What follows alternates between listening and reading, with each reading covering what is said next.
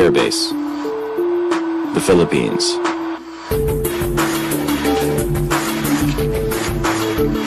A former U.S. military facility. It was the largest American base overseas. It was huge, sprawling, and the Americans operated here for almost 100 years.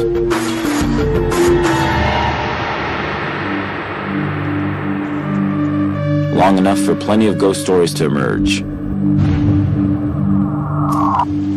Especially from one place, Clark Hospital.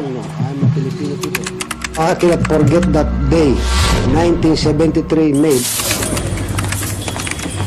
I'm a guard in that building in the main hospital.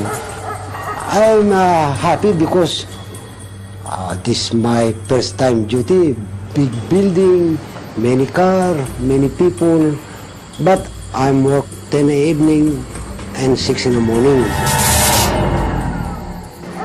This is the quiet time. No more people. Very quiet. I just walk around every hour. Every hour I will check my post.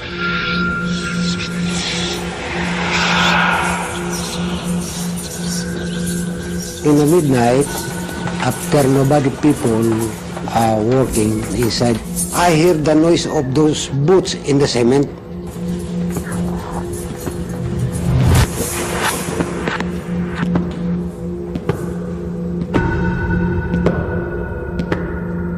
My body got cold.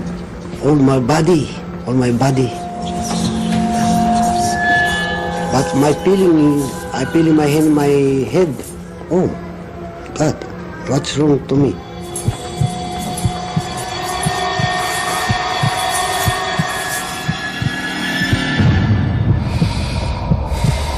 I'll show him there at the first floor. He's a big guy. He have a fatigue camouflage, a complete uniform. And when I look the face, no face, my heart, it just bump. I scared. Hey buddy, you gonna smoke? They take the cigarette in my hand, it's very cold. Very cold. Just like you feel the ice.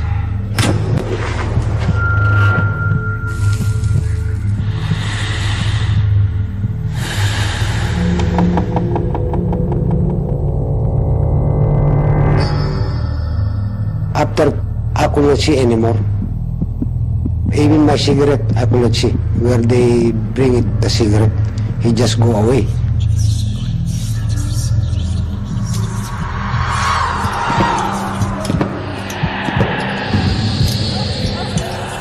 After close the door at the back, and I'm stay there in my outpost, I feel my hand and I look like that in my face.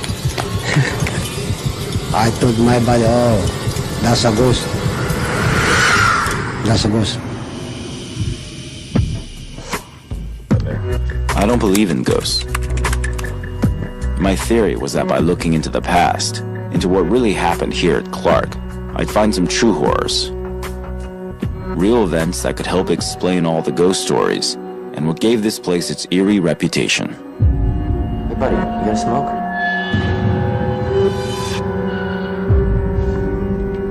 Clark was built way back in 1903. What went on at the base that caused so many people to fear it? Ramon, the security guard, claimed he encountered the ghost soldier at the base hospital. That was the place to start.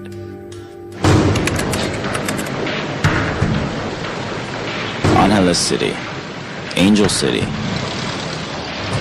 Not quite the kind of place the name suggested. Once a humble provincial town, the large American presence changed everything.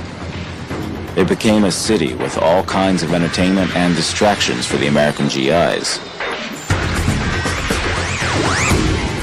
It was from here that I needed to get to Clark Air Base. Hey, Kuya, can you take me to Clark Air Base Hospital? Yes, sir. Yeah? Yes, sir. Okay, great.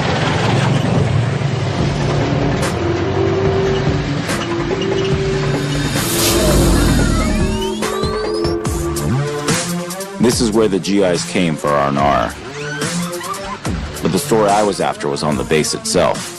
Do you believe the hospital's haunted? Yes, really. How come? So many soldiers, American soldiers, there's so many died at the hospital.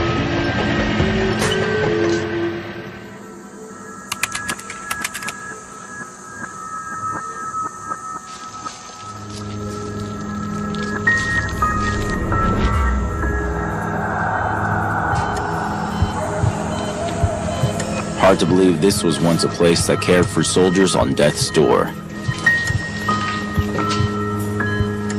There were no signs of it having been a hospital in the past. What was happening here when it was operational that might have caused Ramon to believe he saw a ghost soldier? Upon closer inspection, the building must clearly have been built in the 60s, and yet you get the feeling that the people who left here in a hurry.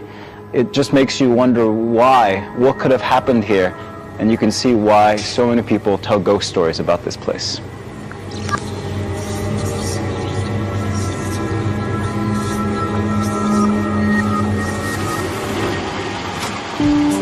Clark Air Base Hospital is a state-of-the-art facility designed to give U.S. soldiers the very best in medical care. I went through archival footage of the hospital looking for answers.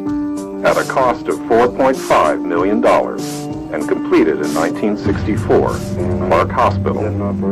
Then I discovered its purpose, treating all those heavily wounded in Vietnam. The U.S. Air Force dramatically increased its presence in Southeast Asia in the 1960s, as the Americans became more deeply involved in the Vietnam War. Clark Air Base was the hub that provided logistical support to the Americans fighting in Vietnam. Soldiers from various branches of the U.S. military came through Clark.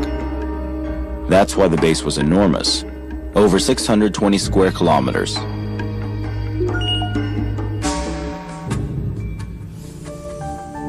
Mike Scully had been an Air Force medic at the base hospital.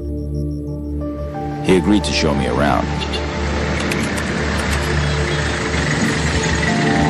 That's Kelly Cafeteria, and that was the Kelly Theater.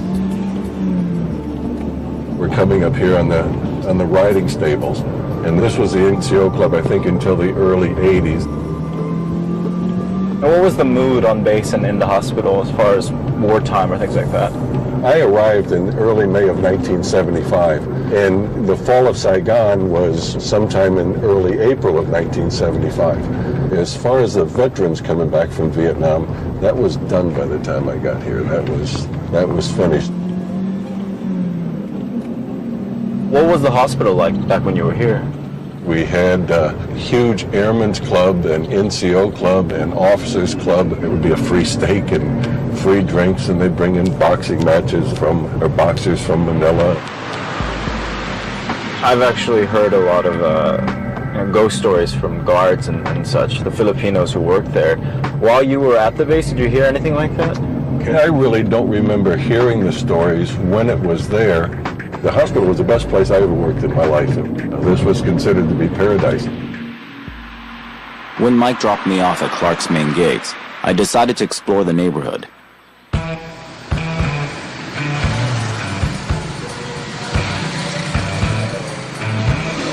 You could see why this would have been paradise for some GIs. But Mike had a different perspective. That of someone who had been at Clark after the Vietnam War ended.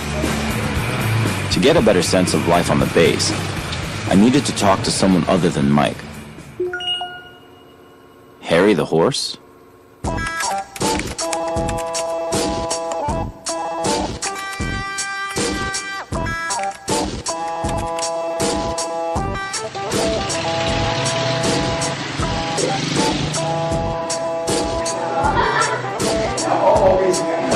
Hey, I'm looking for Harry the horse. He's upstairs.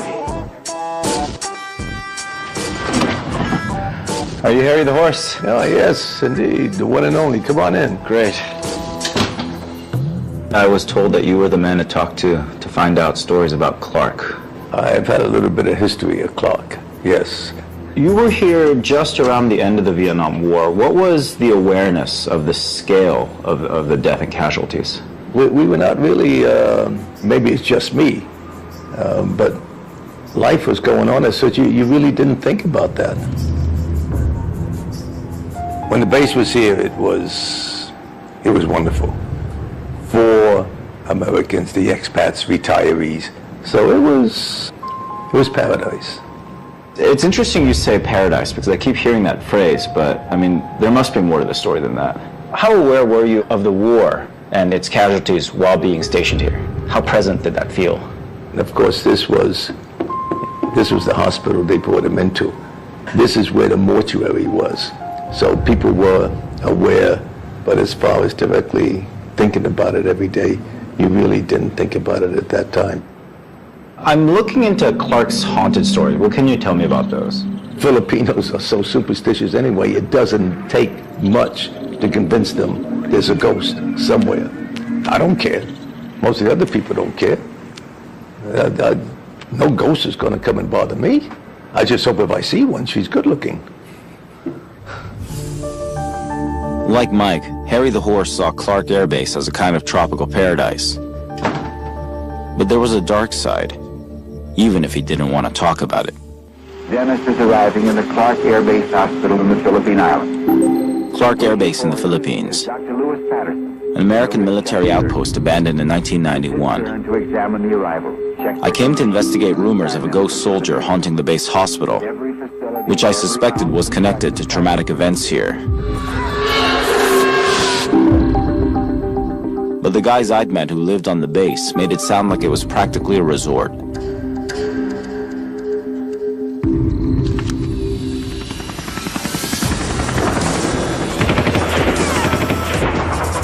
Clark was the major logistical hub for the Americans during the Vietnam War. It was a bloody war that lasted 2 decades. A long, drawn-out conflict, with stories of massacre, rape, and torture coming from both sides. Clark Hospital would have seen many of the wounded, and many of the dead. It's his turn to examine the arrival. This could have inspired the story of the ghost soldier, For the treatment. and explained why many people believed Clark Hospital was haunted.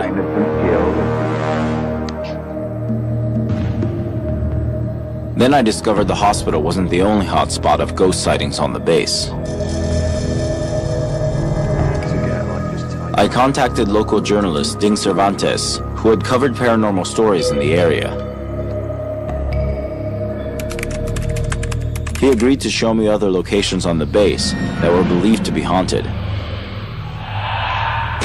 This place where we are is one of the reputedly most haunted places in Clark, in this former U.S. military base. And there's a story to it. You know, this building, it used to be a former cemetery for people who fought U.S. wars. I remember a few years ago, I did interview a security guard who was stationed here, who related to me hearing noises that terrified him. Chains being dragged.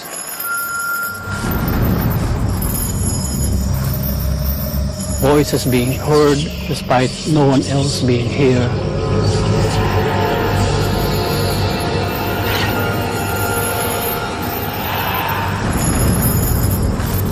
As well as seeing translucent figures of white lady gliding across a portion of this building.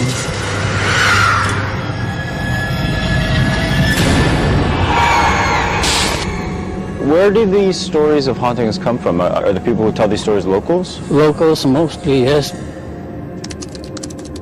Ramon was a local, and Harry the Horse had also mentioned it was locals who believed these stories. I needed to understand the mindset of local Filipinos and their relationship to the supernatural.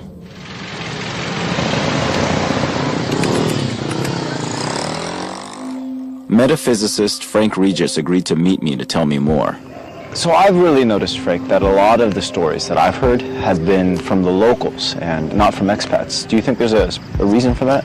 Filipinos are generally Eastern, And it springs from their original indigenous belief system that life goes on.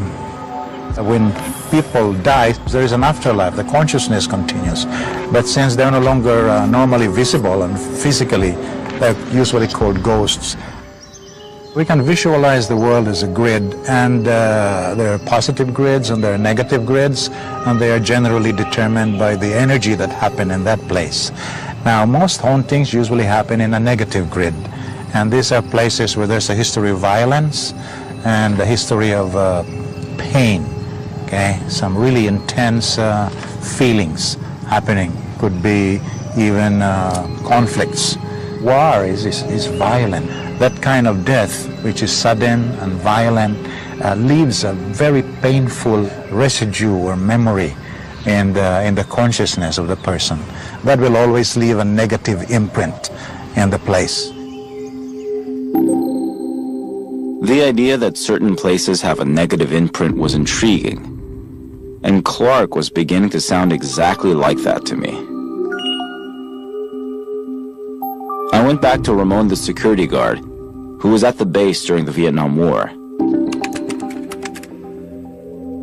I hoped he could shed light on the link between the ghost sightings and the bad memories in the minds of those who fought in the war. In Vietnam War, they have sick, they bring it here. Some other they have shot, some another we don't have any hand, some another they got burned, body. Every day, night, every day, like that.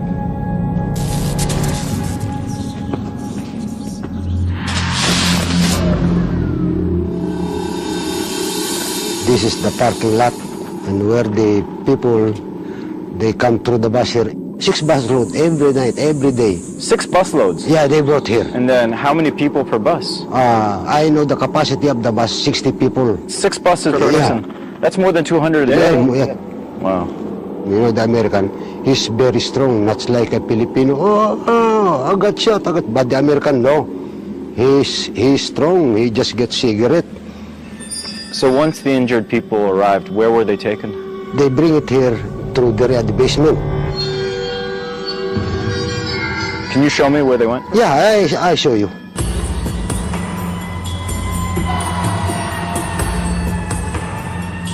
This was the other side of paradise. The side some people never saw.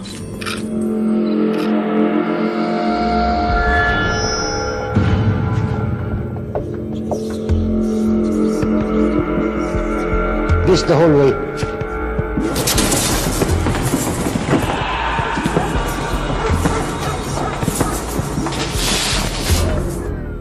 In this area, I intercept those. This is where you saw your soldier, your smoking soldier. Yeah.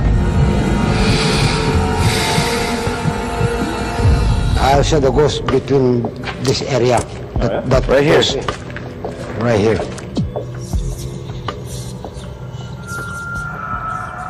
This is the area. He's not for the living people. No people, anybody go here. This is the restricted area because this is storage. Many people die. They stuck here. The body, he just bring it there at the basement. There were bodies stored in the basement? Yeah. Dead woman, dead children, dead men. He just leave it here. That's why this is the restricted area. I can't go there because after that you heard many noise. Noises? Yeah, noise.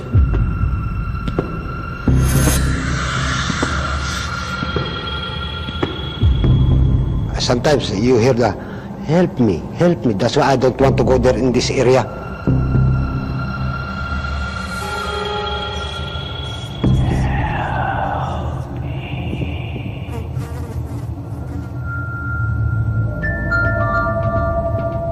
I went to explore the basement alone.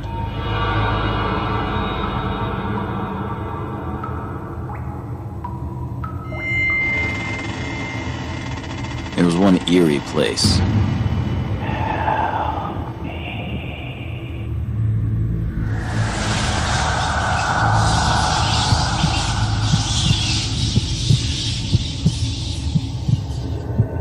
Scrawled graffiti, warnings.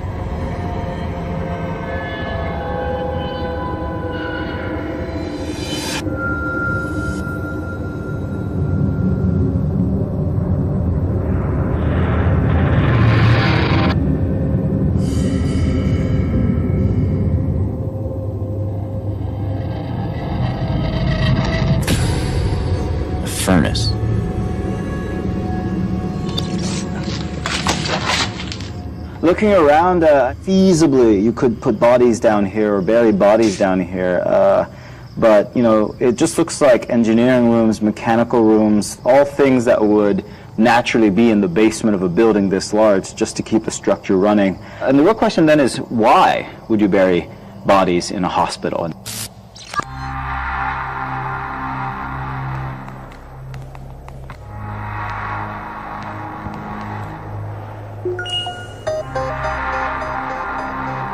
The cemetery. I met veteran John Gilbert, who helped maintain Clark's cemetery.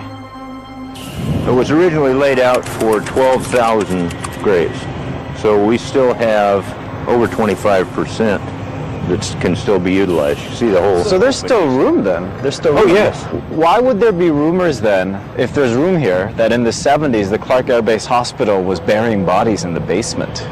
I think that that is one of those unfounded rumors that kind of goes along with some of the local superstitions.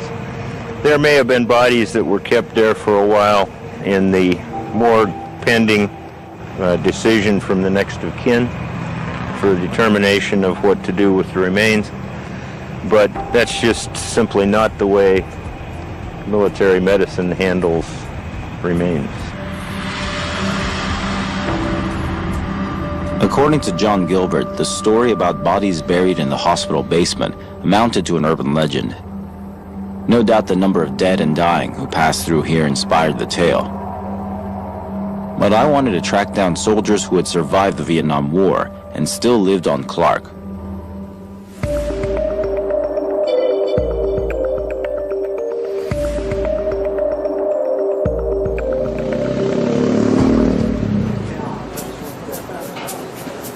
Both of you gentlemen served in Vietnam? I was intensely involved for 28 months. The first 6 months I was down in the jungle, and I saw some guys that legs all blasted away and blood and all this and gore and all that. Count my blessings, yeah? And there was a lot of pot smoking went on. A lot. Big time. They saw all their buddies getting shot. They saw all the blood and the gore. I mean, these guys were all nerved, rattled up, yeah? Many came back with psychological problems, yeah? Many, big time. Did everything to kind of forget the bad stuff. And they came back here damaged. They didn't recognize the mental things that the people go through. That what you see today maybe don't bother you today, but next week it bothers you 10 years down the road. Post-traumatic stress. What did they go through here? Just think of yourself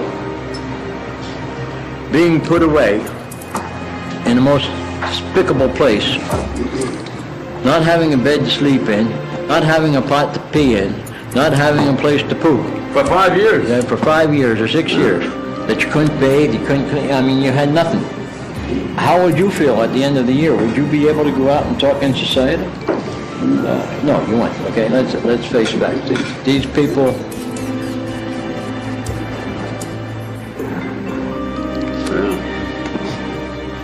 Hey, Joe's an emotional Irishman, yeah? They deserve our greatest respect. They're still in bad shape because they were not given the top kind of mental care that they're given today, yeah? There were so many dead and wounded in Vietnam. But it became clear talking to Joe and Cliff that what was almost worse was the walking wounded. The war spawned the coining of a medical condition, Vietnam Syndrome.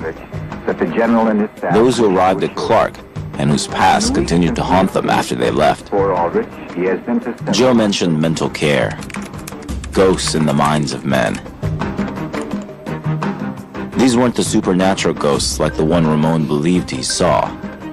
These hauntings were very real.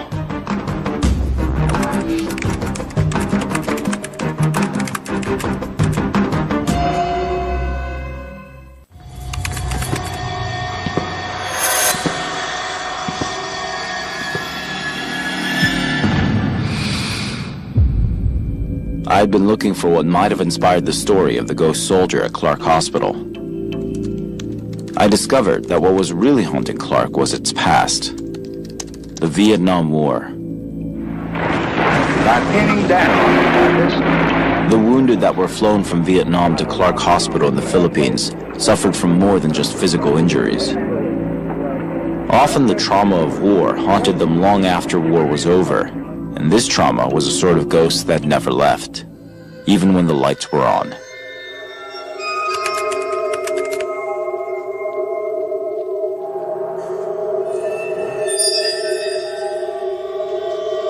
Clark was one of the most modern hospitals of its time.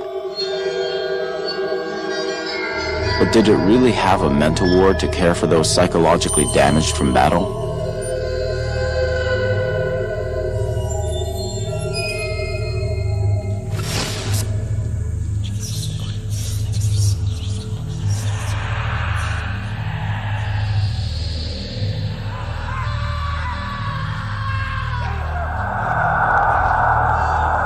Something felt off about the place. Stripped bare, the rooms appeared more like rows and rows of cells, one after the other.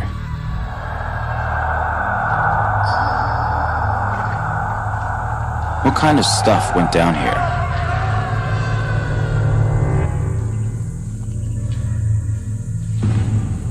Well, here you go, proof positive that there was a psych unit or mental health clinic here behind the Clark Air Base Hospital.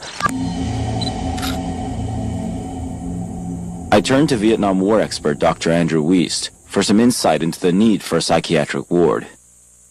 I can only presume that the psychic injuries that wound up at Clark were worse than the ones the guys had to deal with in Vietnam. So the facilities... Dr. Wiest explained that Clark had been a hospital for some of the worst casualties of the war in Vietnam. Those who suffered both physically and psychologically. So what's the difference between Vietnam Syndrome and PTSD? Vietnam Syndrome and PTSD are actually the same thing. It's essentially soldiers seeing so much trauma in combat that they come home changed.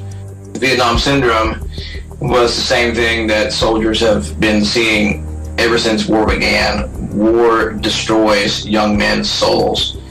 And in this case, what in World War I had been called shell shock, in World War II it was called combat exhaustion. After Vietnam was called Vietnam Syndrome, or what's later called post-traumatic stress disorder. PTSD isn't simple. PTSD involves everything from flashbacks to nightmares to being unable to function in society. So if PTSD hadn't been diagnosed yet, how did the doctors treat it? Their job was to stick a Band-Aid on these soldiers' minds and send them back to battle as often as they could. So did they deal with PTSD? Did they attempt to cure it? They couldn't have. So the ghost stories from the security guards, do you think those are inspired by terrible things that happened here? These are places of immense trauma, of immense psychic suffering. And I have no doubt that these places would have remnants of that psychic suffering to this day. But very few veterans would have gone back to Clark. They probably want to go to where it happened, as opposed to where it was dealt with the first time, if that makes sense. So like if you're wounded in the Hurricane Katrina down here, you probably want to go to New Orleans, not go to the hospital you were treated in. It was clear Vietnam was horrific for the soldiers that fought there. PTSD was as yet an undiagnosed condition that continues to the present day, haunting modern soldiers in places like Afghanistan and Iraq. The war, the death, the killing haunts them long after they've left the battlefield. While several elements of the Marine assault team were being... But then I realized all the horror in the Vietnam War wasn't the only thing that left such a huge psychological scar on Clark Air Base. There was more to the base's past. 15 years before Vietnam, it was involved in an even deadlier conflict. In World War II, it was called combat exhaustion.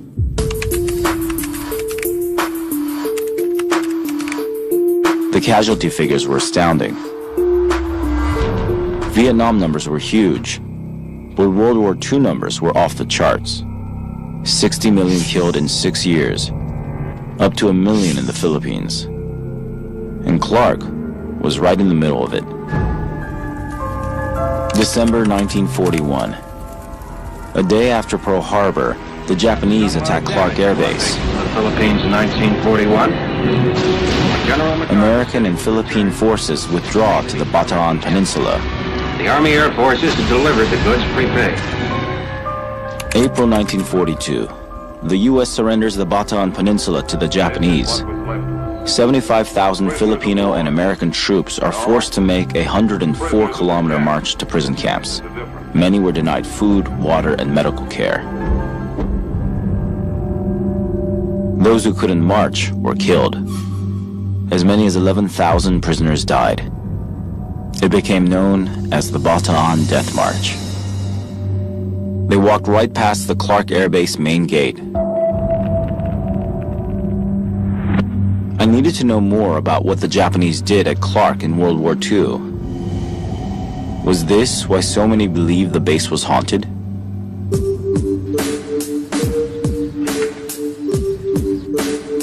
I had a hunch there was even more dark history lurking in the past here. But even I couldn't have imagined what I discovered.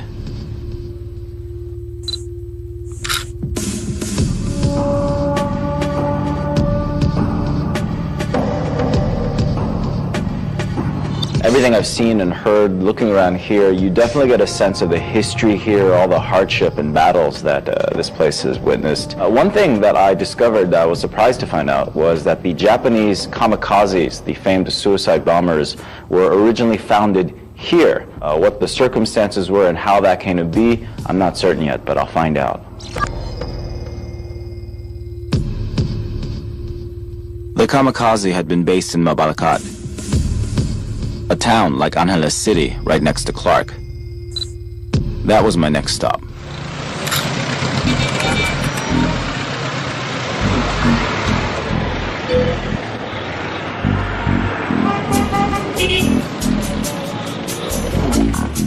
It looked like any other ordinary house along the street. But the strangest thing was it had a Japanese rising sun flag on the front porch.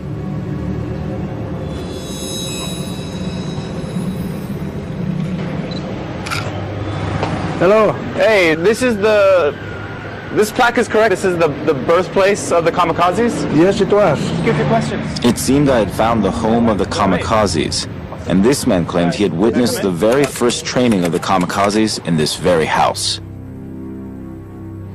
So this is the room? Yeah. Where did you see all the pilots, the kamikazes? Well, they were squatted here. Yeah? They were, you know, they were in G-strings, you know, like this. Yeah. And with just the white clothes wrapped around right here, and they were listening intently. And then standing up here is a guy with a stick and pointing at the vessels, showing them the different kinds of vessels of the American warship. And where were you? I was peeping right here, looking at them. Why did the Admiral pick this house? I believe they did that because it is closer to the airfield where the pilots will fly from. Where is that airfield? It is about less than a kilometer away from this place.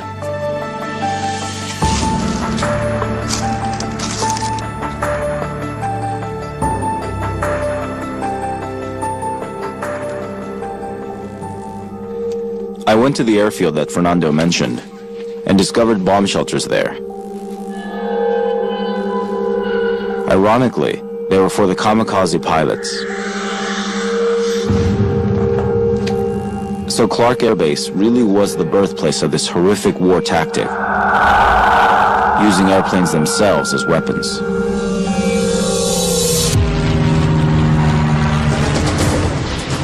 The first kamikazes flew from Clark in 1944, when Admiral Takejiro Onishi's Special Attack Unit placed 250-kilogram bombs on fighter planes and targeted U.S. carriers.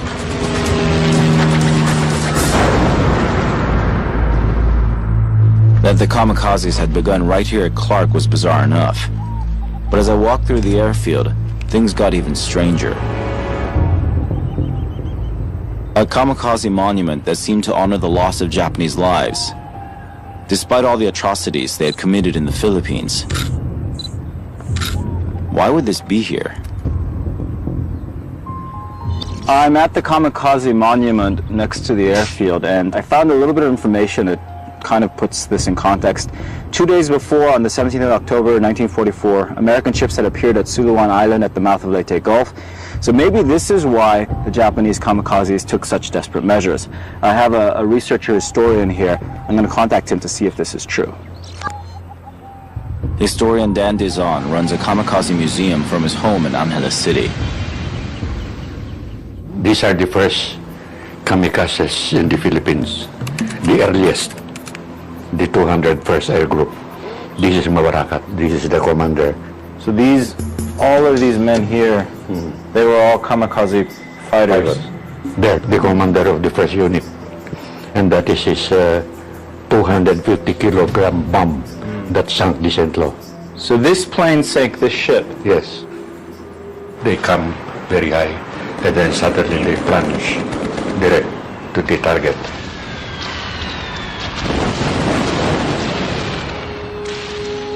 And it was Admiral Onishi who came precisely to the Philippines on October 19. On the 20th, they were initiated into the organization for suicide mission. So the idea came about, and then 5 days later? They started hitting targets. Before then, what happened? What existed? They are merely fighter pilots. They were just regular fighter pilots? Regular fighter pilots, yeah. That's a really short time frame. Very short time, because the situation at the time for the Japanese was very precarious, very dangerous. Dan explained that the Japanese were in such a hurry to get the kamikazes off the ground because they were surrounded by American naval vessels, edging closer to Clark in the closing stages of World War II. The strength of the U.S. warships meant they couldn't attack them in a conventional way. Desperate, they resorted to suicide missions. What do you think motivated the individual pilots? What was inculcated in their minds is that by serving as a suicide pilot, they are saving the eventual occupation of Japan and the imperial family. You give your life to the emperor and to the nation.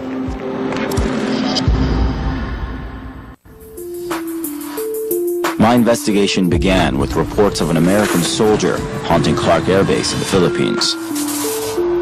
The base hospital saw thousands of the dead and dying returning from Vietnam.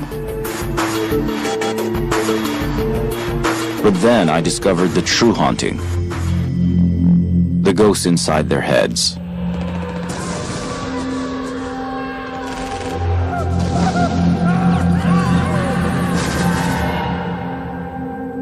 But there were other reasons why so many locals believed Clark was haunted.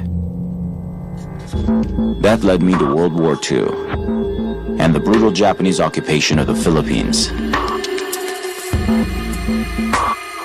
That's when I made another shocking discovery. The first kamikazes flew to their deaths from Clark Air Base. With so much tragedy, it's no wonder some locals believed Clark was cursed. That kind of death, which is sudden and violent, leaves a very painful residue.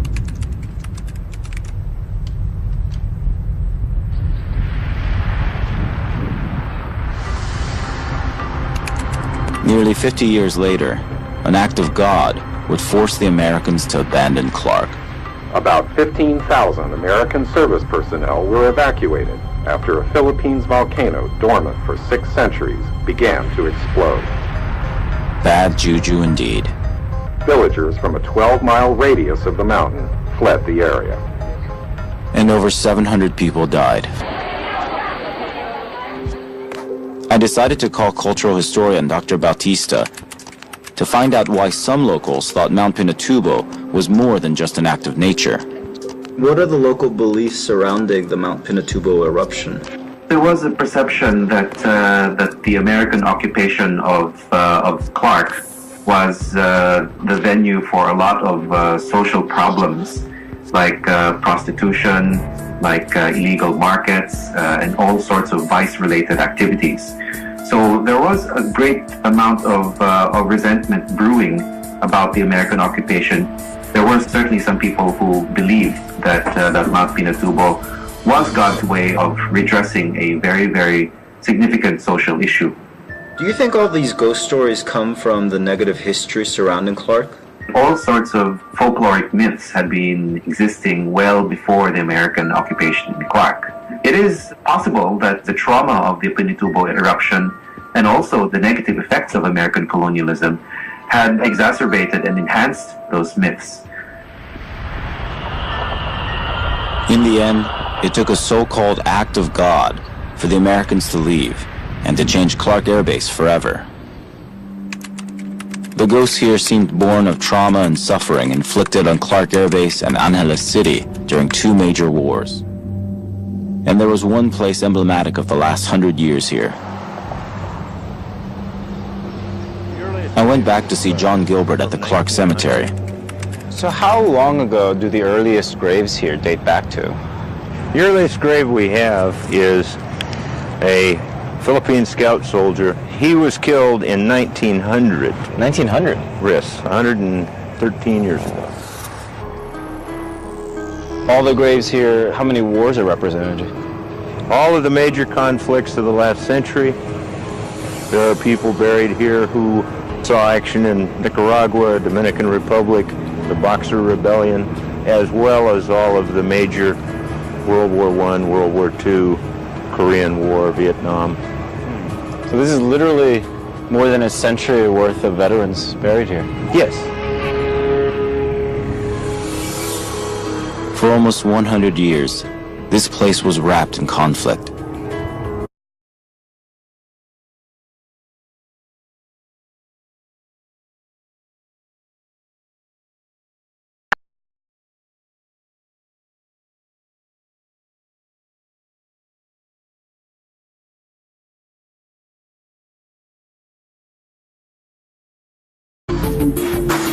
It was huge, sprawling, and the Americans operated here for almost 100 years.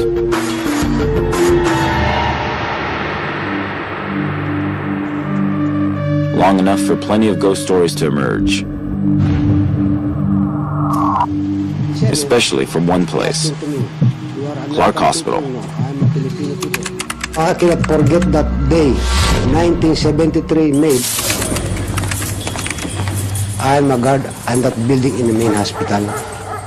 I'm happy because this is my first time duty. Big building, many car, many people. But I'm work 10 in the evening and 6 in the morning. This is the quiet time. No more people. Very quiet. I just walk around every hour. Every hour, I will check my post.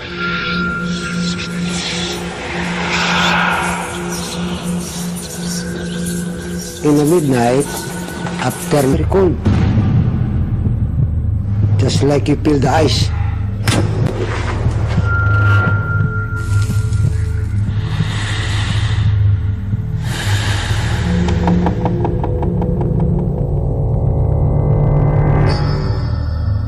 After I could not see anymore. Even my cigarette, I could not see. Where they bring it, the cigarette, he just go away.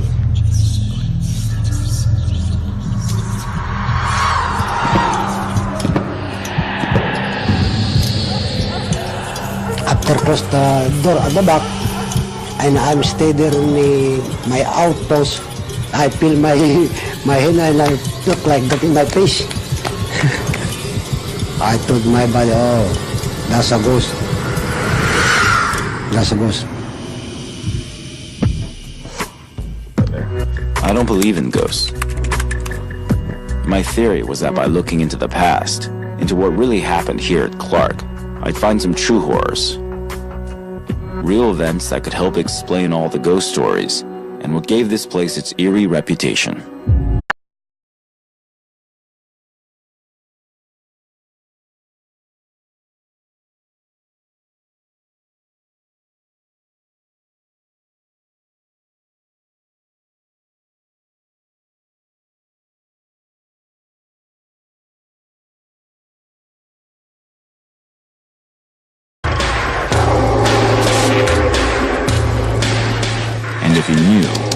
you still go there?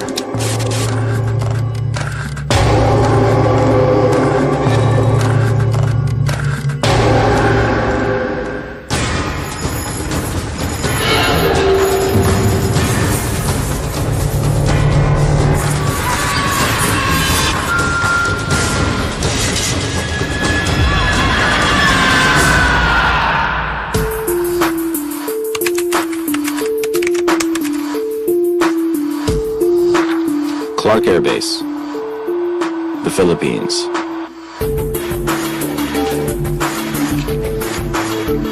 A former U.S. military facility. It was the largest American base overseas. Nobody people are working inside. I hear the noise of those boots in the cement.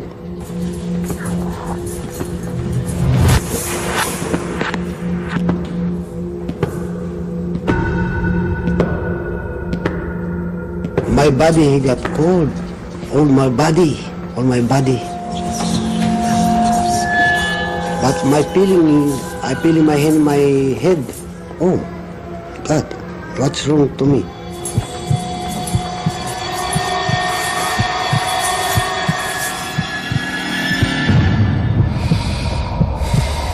I'll show him there at the first floor. He's a big guy. He have a fatigue camouflage, complete uniform. And when I look the face, no face, my heart, it just bump. I scared. Hey buddy, you gonna smoke? They take the cigarette in my hand, it's very cold. Hey buddy, you gonna smoke?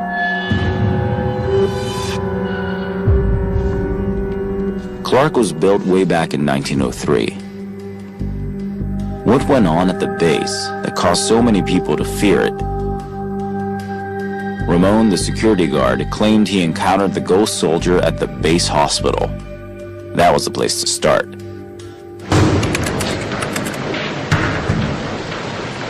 Angeles City, Angel City. Not quite the kind of place the name suggested. Once a humble provincial town, the large American presence changed everything. It became a city with all kinds of entertainment and distractions for the American GIs. It was from here that I needed to get to Clark Air Base. Hey, Kuya, can you take me to Clark Air Base Hospital? Yes, sir. Yeah? Yes, sir. Okay, great.